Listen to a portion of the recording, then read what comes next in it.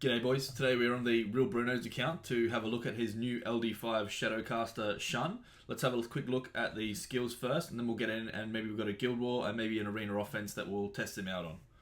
Okay, so here he is. We've just put him on to, basically I just swapped over his Bale set from BJR5, put it onto him, the Rage Will set here.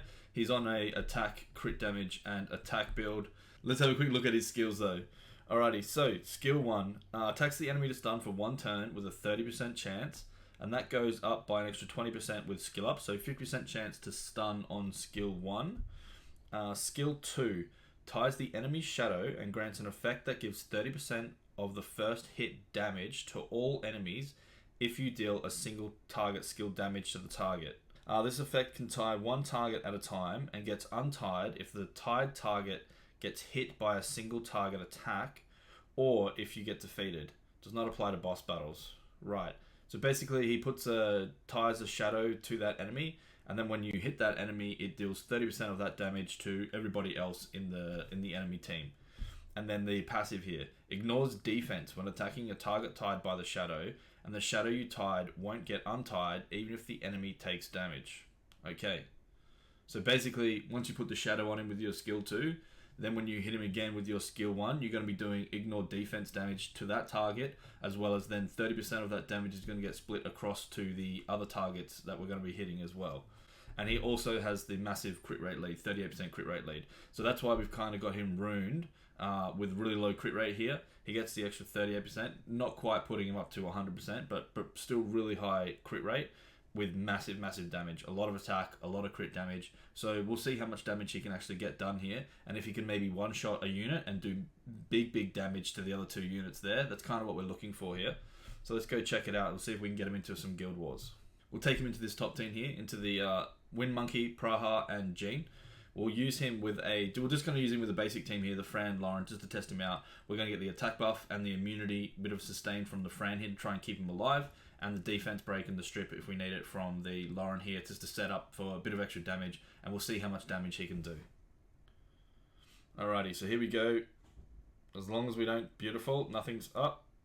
Alrighty, so who do we want to kill first here? I think we'll go for the Praha, that's the stripper and also the sustain on the team. So if we get rid of her, good defense break. We might just push back Monkey as well. Okay, put up the attack buff and the immunity here. Maybe it's attack break you. Okay, so we're going to put tie the shadow onto the Praha here. Alright, now the stun on the Lauren there was not good. Let's just push you back a little bit. We don't have a defense break here. Well, let's see how much it does into the Praha with no defense break on, only attack buff up. This should ignore defense. Still 63,000 damage. Wow. No defense break and still 63k damage. And you saw it did big damage to the Jean and the Zing Zay here as well. We'll push you back. Let's heal you up just so you don't die. Push you back again. Okay, so now we don't have the shadow tied to it. So this one won't do ignore defense. So let's see how much damage we do without the ignore. Only 15k, so significantly less damage, obviously with the ignore defense. You know, it does make a fairly big difference. Okay, we're going to put the shadow onto the Zing Zay here. Heal up Lauren so she doesn't die. And we might push back the Jean just so she can't get the invincibility up here. Oh, never mind, she did get it up. Alrighty. No defense break again, but we are ignore defense, so the defense break doesn't matter too much here. So we'll look for the kill on the Zing Zay, and we might be able to kill the Jean with this hit as well. 42k damage. Left the Jean on 1 HP. I wonder if it can actually kill a unit with the additional damage, or if it always will leave them on 1 HP.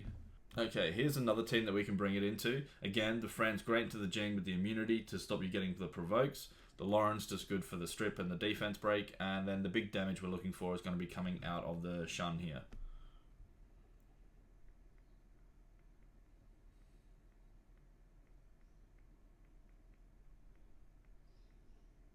Okay, we're still alive. Beautiful. Barely, but we'll take it. Okay, we'll cleanse you off. Now, we'll put the shadow on the Gene. And then we'll push back. Well, we want the defense break on Gene, so we're going to actually hit her again. Okay, we'll push back the... Okay, we're just getting procs everywhere. Beautiful. An attack break on you. Okay. So now we have the full setup. Defense break, attack buff on. Let's see how much damage we do into Gene here. 63,000 damage. Pretty good, pretty good. So not too much more with the defense break there. Obviously, like I said, it is an ignore defense skill anyway.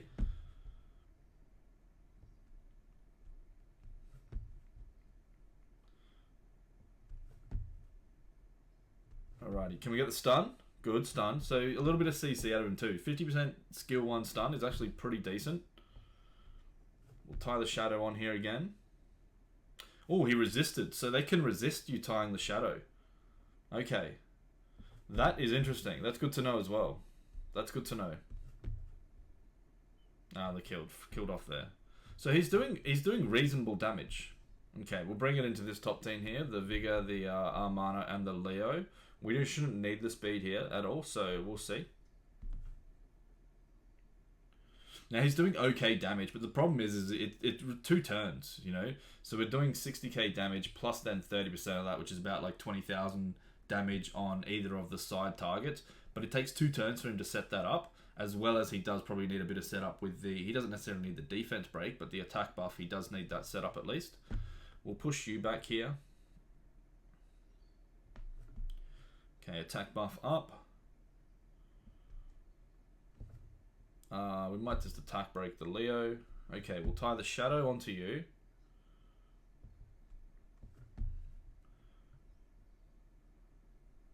Now, it looked like the Lauren actually did some damage onto him then too, because we hit it as well. Just attack buff here. Okay. Big damage.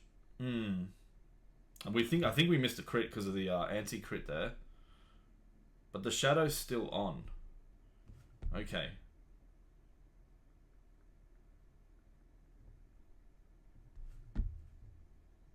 There we go.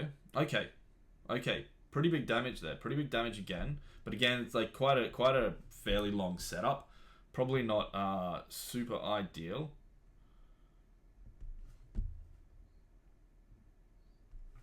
Okay, we'll get a second hit off here. We'll tie the shadow on you again.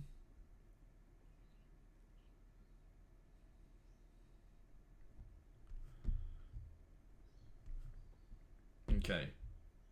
And kill. So you can actually kill the other units there with that as well. So that's pretty good. So not too bad. He does good damage when you do finally get the shadow tied onto a unit and then do it. So perhaps a violent build probably would be better for him, so you can keep constantly cycling and proccing and getting back to that shadow. It is sort of a requirement that you do have that on. Well, there it is, boys. There's the new light Shadowcaster Shun. Interesting unit with the way the mechanic with the tying the shadow on, and then the ignore defense with splitting the damage across every enemy across the other side there. Interesting unit, fun unit, but not something that's probably going to be super meta changing right now. Thanks for watching, boys, and I'll see you in the next one.